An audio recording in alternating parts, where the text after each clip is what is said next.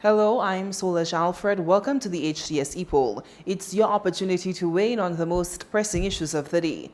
The 2-week-long celebration of the St. Lucia Jazz and Arts Festival climaxed on the weekend of 12th to 14th May. Several shows featuring both local and international artists were held at the home of St. Lucia Jazz, the Pigeon Island National Landmark, as well as venues throughout the island. Many communities caught in on the action by staging shows. Junior Jazz held at the Serenity Park was a new and interesting addition to the schedule. That show sought to highlight the talents of young people and to have them be a part of the St. Lucia Jazz and Arts Festival. So we ask, what is your impression of the 2023 St. Lucia Jazz and Arts Festival? We took to the streets to get your opinion, and here's what you had to say. Well, I think that will be one of the best, or if not the best, jazz and art festival we have had in St. Lucia, due to my assessment of bumper crowds, packed venues, tickets sold out, and everybody's eager to join or to take part in the jazz festival.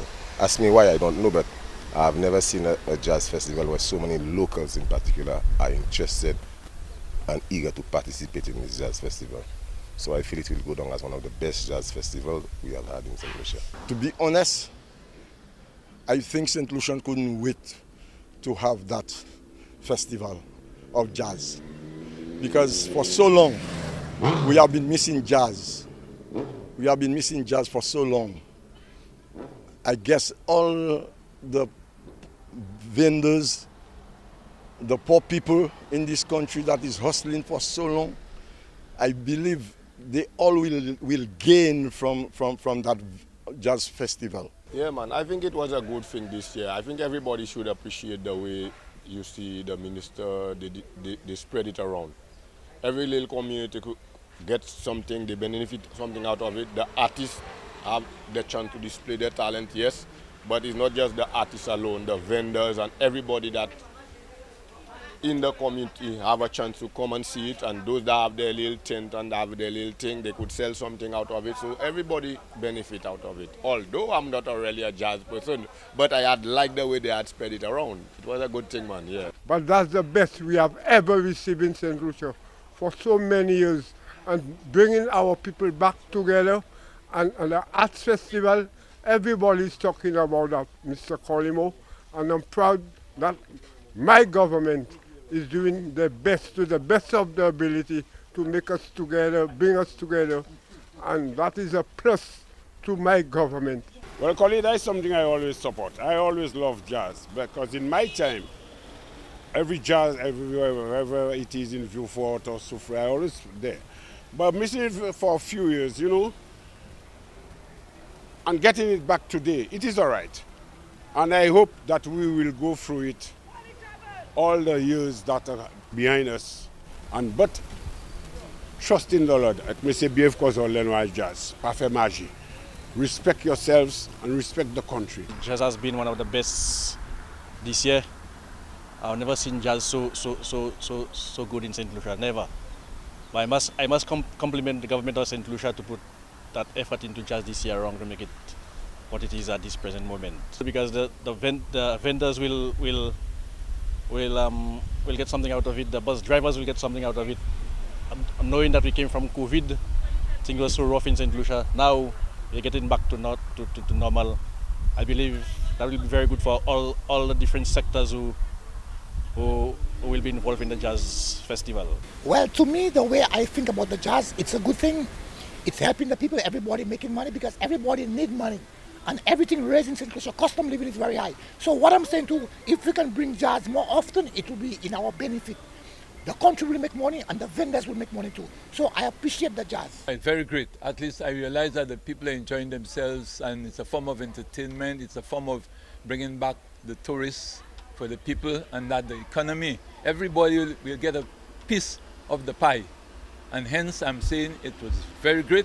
Though I did not attend any one of them, but I saw extracts from the TV, DBS, HTS, NBC. It's great. For a long time we have not had jazz. I believe it's one of the best jazz we have had for a long time. So keep it up, PM. That's the way to go. I think honestly it has been phenomenal. I think the idea of bringing it back to the communities, the opening of jazz at Marsha, at Mindo Philip Park, more than that, the fringe events. So you had it in Deriso, you had it in Babono, you had it in Soufre, you had little communities putting on their own thing. Monrepo had something. So you found that the talent was not centered. The last few years it was very much about the hotels and that kind of thing.